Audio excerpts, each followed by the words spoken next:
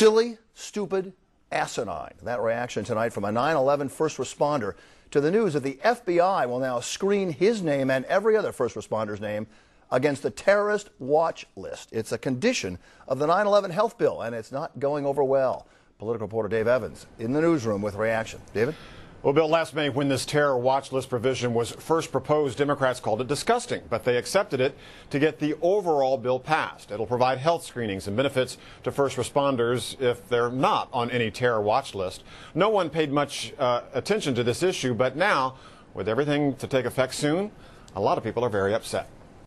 John Feal was injured 5 days into his work on the pile at Ground Zero. A massive steel beam fell on his left foot.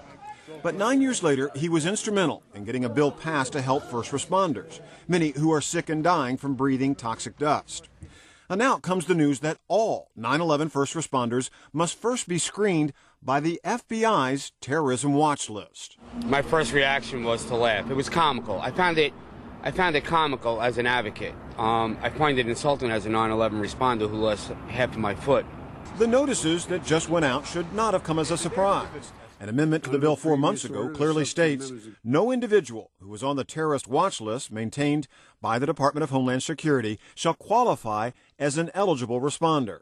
I don't think it was a good amendment, but the fact is that was part of the deal that was made in that committee to get the bill through. So, Congressman King doesn't like what's happening either, but now first responders are pleading with him, do something. And I'm asking Peter King, along with the New York delegation, to repel this amendment and do what is morally right. Congressman King, though, says it's too late for changes. And now, if the entire bill has been passed, if anyone thinks that you can pull one provision of it out without unraveling the whole bill, it's just giving false hope. And I don't see the purpose in doing it at this time. The bill goes into effect July 1st. As it stands now, first responders must be screened. When is it enough? When are they going to realize that 9/11 responders, men and women who are sick and dying, needed to be treated with a little sensitivity? Well, the bill will cost taxpayers about $4 billion.